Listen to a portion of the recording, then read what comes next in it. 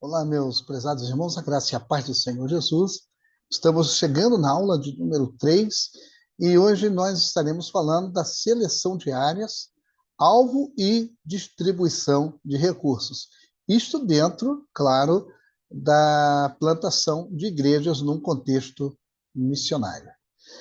Escolhendo onde plantar igrejas. É muito importante, ao plantar uma nova igreja num contexto missionário, e eu reitero aqui que nós não estamos falando de plantar uma igreja no bairro onde nós moramos, onde nós nascemos, onde nós crescemos. Eu me refiro a um lugar, num campo missionário pioneiro de preferência. Então nós temos que escolher onde vamos plantar aquela igreja, ou as igrejas, se for o caso. Muito bem. Os objetivos desta aula são aprender critérios para selecionar áreas-alvo. Outra coisa que nós estaremos abordando também é entender as categorias de Ralph Winter, que estão no livro, o ME1, o ME2 e o ME3. Nós não vamos falar muito, vamos dar uma pincelada, óbvio, mas você que está lendo ou já leu o livro de plantação de igrejas no contexto missionário do David Hazelgrave, você certamente está se tornando um especialista em plantação de igrejas. Também nós veremos a análise de perfis de comunidades. Cada lugar tem a sua realidade e nós vamos ver isto hoje. As 4 categorias de Winter, que é uma categoria criada para nos ajudar na plantação de igrejas. Vamos lá. Nós temos no mundo 219 milhões de cristãos ativos. Na verdade, esse número já aumentou, porque esses dados do livro do Hazelgrave já tem mais de 40 anos. O número de cristãos ativos, detalhe, ativos, não é o número total de cristãos no mundo, mas de cristãos ativos era, na década de 80, 219 milhões. Cristãos inativos, observem bem, 1 bilhão de cristãos inativos. É um número assustador, é quase 8 vezes mais o número de cristãos ativos. Não cristãos culturalmente próximos são ou eram 500 milhões de pessoas. Não cristãos culturalmente distantes, 2,5 bilhões. É um número assustador. Este número, infelizmente, aumentou, que é a prioridade, é chegar a povos não alcançados.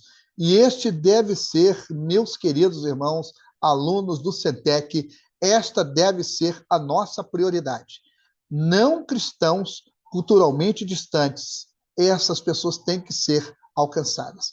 Caso você não tiver este chamado para missões transculturais a povos não alcançados, eu lhe sugiro a procurar outro curso, porque o nosso objetivo são os povos não alcançados. Muito bem. ME1, ME2, ME3, que seria missão evangelística número 1, missão evangelística número 2 e missão evangelística número 3, que está classificado desta forma no livro do David Hazelgrave. Vejamos. O ME1 é o seguinte, é a mesma cultura, é a mesma língua, o mesmo costume, as mesmas manhas, ou seja, é a mesma cultura. Exemplo, brasileiro evangelizando brasileiro, que eu até na primeira aula falei que é muito fácil evangelizar às pessoas da nossa cultura. Então, é classificado como ME1. Também nós temos o ME2, que é uma cultura próxima. E, como exemplo, nós temos um latino-americano nos Estados Unidos. Latino-americano são as pessoas de fala latina, que é o português e o espanhol, que está cheio em todo o nosso continente. O Brasil é a exceção, mas os demais continentes falam espanhol. E o Brasil fala português, que é considerado um idioma de origem latina. Então, latino. Então, nós chamamos de latino-americano. Então, ou seja, uma pessoa de fala portuguesa ou de fala espanhola nos Estados Unidos. Nós chamamos de cultura próxima e é classificado como ME2. O ME3 é uma cultura distante. E temos aqui como exemplo missionário ocidental no Japão. Vamos entender que cada uma dessas MEs são diferentes. Você certamente estará concordando comigo. Na mesma cultura, numa cultura próxima e numa cultura distante. Para cada um desses MEs, há uma tática, há uma estratégia, há toda uma complexidade de coisas. O ME1 é muito fácil, porque, visto que a sua cultura é o mesmo idioma, é muito fácil. ME2 é uma cultura próxima. Até você, brasileiro, querendo pregar o evangelho para um argentino, você vai usar o seu portunhol, ele talvez lhe entenda, mas se você falar o idioma dele, vai ser melhor ainda. Então haverá essa aproximação. Agora, quando é uma cultura distante, hábitos distantes, bem distantes, um idioma completamente diferente, a estrutura do japonês é completamente diferente do português, assim como a sua cosmovisão. Então, certamente haverá diferenças na pregação, na eficácia da pregação do evangelho, e o missionário deverá estar preparado para isto. No livro, o David Hazelgrave ele explica com muita clareza, com muita didática, as MEs. Bem, já que nós passamos pelas MEs, nós temos numa plantação de igreja duas realidades: as áreas urbanas e as áreas rurais. E aqui está como áreas urbanas versus áreas rurais. Vejamos o que acontece. O apóstolo Paulo, aí a gente volta lá para o ciclo paulino, o apóstolo Paulo ele sempre focava cidades estratégicas. Cada uma daquelas cidades, Mileto, Éfeso, Filipos, eram cidades estratégicas e muitas delas eram capitais de províncias romanas na época. Então, Paulo começava ali, era o grande centro urbano,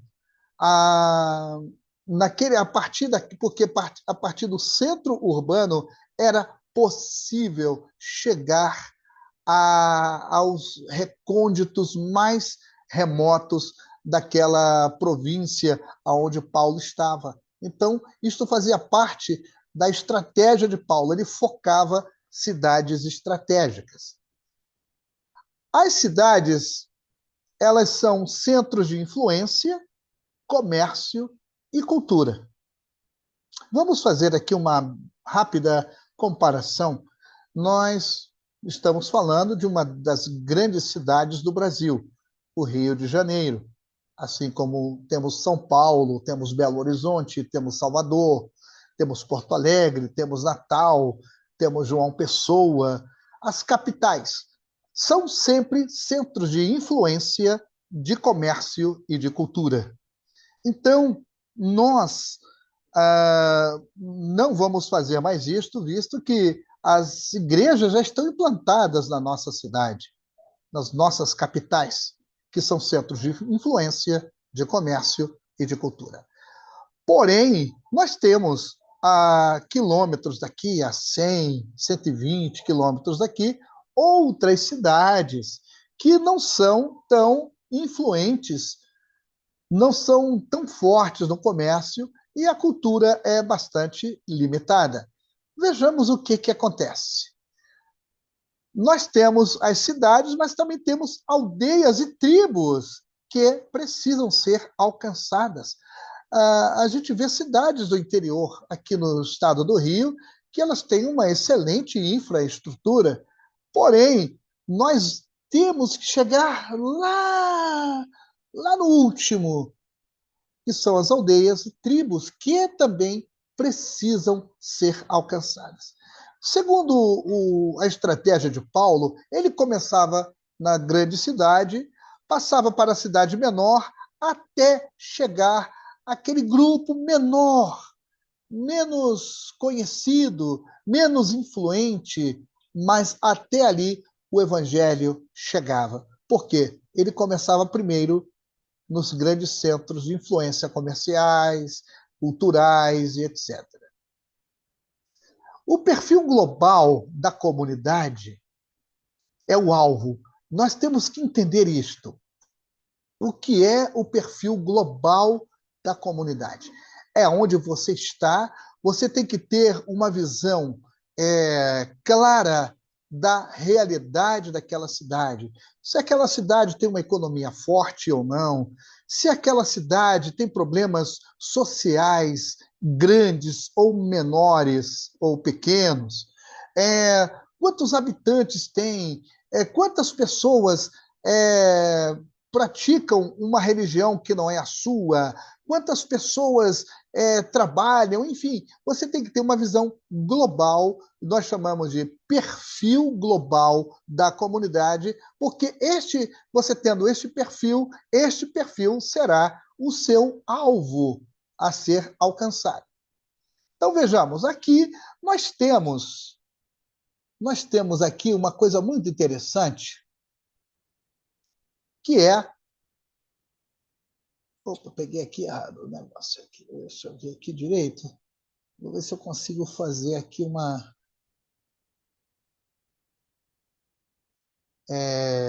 Deixa eu ver. Não sei se. Não é. Deixa eu ver se aumento aqui a minha setinha. Não, deixa para lá. Muito bem.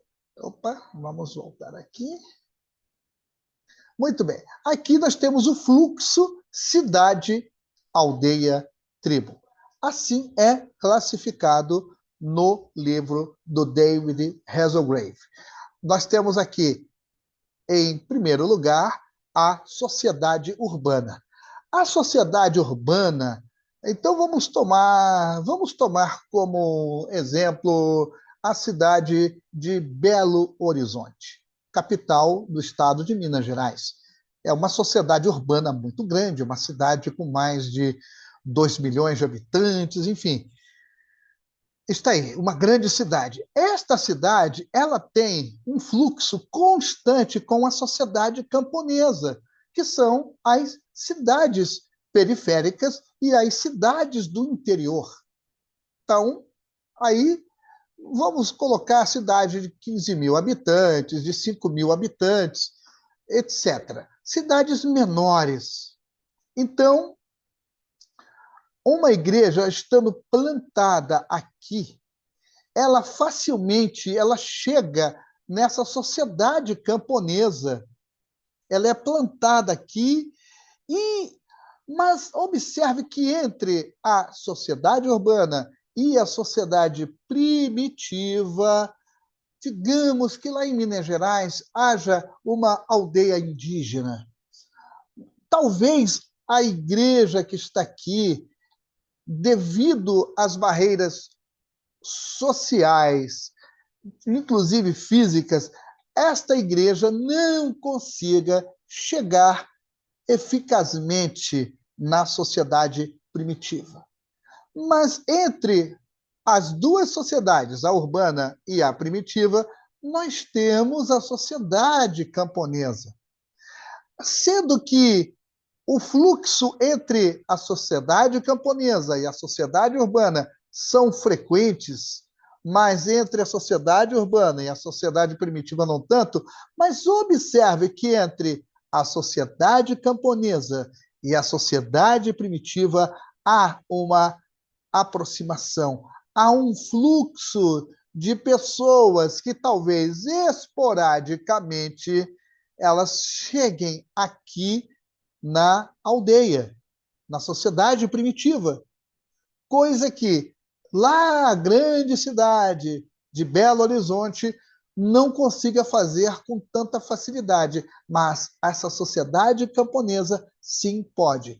Então, isto mostra perfeitamente o que Paulo também fazia. Paulo estava aqui nesta sociedade urbana, mas igrejas eram abertas também na sociedade camponesa, e a partir da sociedade camponesa chegava-se às sociedades primitivas. Aquelas aldeias menores, aqueles povoados menores eram alcançados com o evangelho da graça de Deus. Então, você precisa fazer este perfil, ter este perfil. Vamos ver priorização com critérios. Aqui nós temos um exemplo, um mapa. Ele está aqui grandinho. E aqui ele aparece numa região. Aqui ele está destacado. É o mesmo mapa aqui que nós estamos vendo. E ele aqui numa região. Ele está dentro de uma região. Digamos que seja uma cidade bem pequena. Ela está cercada por outras cidades, por montanhas, por rios, etc. Por que estamos colocando isto? Análise demográfica e espiritual da cidade-alvo. Então, a sua cidade-alvo é esta daqui que está destacada em primeiro plano.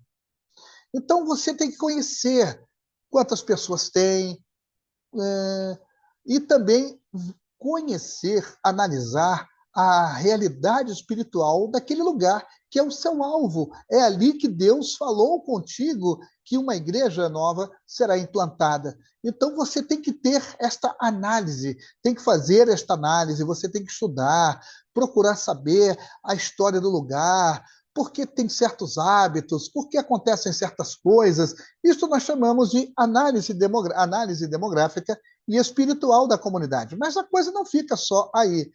Você também vai usar equipes, o núcleo de crentes e recursos materiais. Você não vai começar sozinho. Ninguém faz a obra do Senhor sozinho. Se você está numa cidade média, você já tem um grupo de irmãos que tem o mesmo ardor pela obra de Deus. Você está no campo missionário também, mas já tem ali um grupo, uma equipe. Você tem um núcleo de crentes e, obviamente, serão necessários os recursos materiais.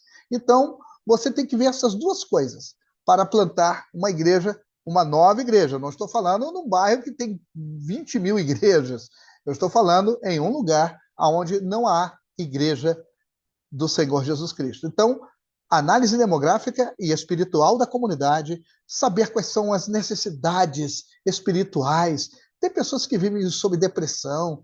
Hoje em dia, até na cidade interior, você encontra isto, mas você também vê bruxaria, você vê macumbaria.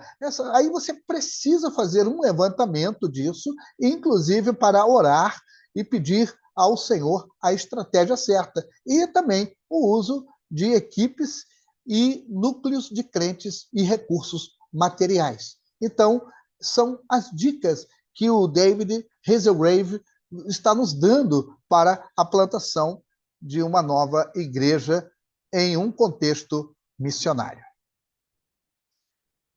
Aqui eu tenho uma atividade sugerida para você. Vejamos, então, o que é que... Pesquise em grupo. Escolha uma cidade ou bairro a preencher um perfil global da comunidade, como na figura 10 do livro. Lá no livro tem a figura número 10, você vai dar uma olhadinha nessa figura e você vai dá uma pesquisada. Opa, deixa eu voltar aqui. E você pode fazer um debate, quem sabe, aí entre o seu companheiro de curso do Centec, e, e o tema poderia ser este: qual seria a prioridade missionária nessa área? Você vai ver num mapa, ou talvez um lugar que você já conheça, isto, e vai começar a pesquisar sobre isto, vai debater com seu colega. Isso eu acho muito legal, sinceramente. E o que é que precisa, baseado no livro, baseado no que você está aprendendo, qual seria a prioridade missionária nessa área? É trabalho social? É trabalho com crianças? É trabalho com estudantes? É trabalho com universitários? Eu me lembro de um amigo brasileiro. Ele, ele é brasileiro, casado com uma boliviana. Ele tem uma filha peruana e um filho brasileiro. Imagina, este homem rodou quase toda a América do Sul. E ele chegou na cidade de Cochabamba, na Bolívia, cidade onde sua esposa nasceu. Eles foram estabelecer residência ali, isso já faz 24 anos aproximadamente. E ele queria começar alguma coisa ali. Um homem com uma vasta experiência, um homem de Deus. Eu lembro-me que a última vez que eu estive com ele pessoalmente, ele me falou que estaria começando um trabalho com os universitários daquela cidade, pois muitos dos universitários vinham até de outros países, além dos universitários bolivianos, que vinham de outras cidades da Bolívia para aquela universidade. E ele começou um trabalho maravilhoso. E graças a esse trabalho, esse pastor já chegou à Índia pregando o evangelho. Imagina. Então, qual seria a prioridade missionária nessa área que você está vendo aí o perfil global da comunidade? Qual seria a prioridade? E concluindo, não se trata de onde nós queremos ir, mas onde Deus está preparando um povo. Guarde isto, pense, reflita e ore. Vou repetir. Não se trata de onde queremos ir, mas onde Deus está preparando um povo. E nós vamos terminando por aqui a nossa aula. E eu desejo, meu querido irmão, minha irmã, que você esteja com esse mesmo ardor que o meu amigo, que se chama Clélio, ele tinha. Eu via nele ardor por aqueles estudantes. Muitos deles foram alcançados para Jesus. Então, ore, pense, reflita. Que Deus te abençoe, graça e paz, e até a nossa próxima aula.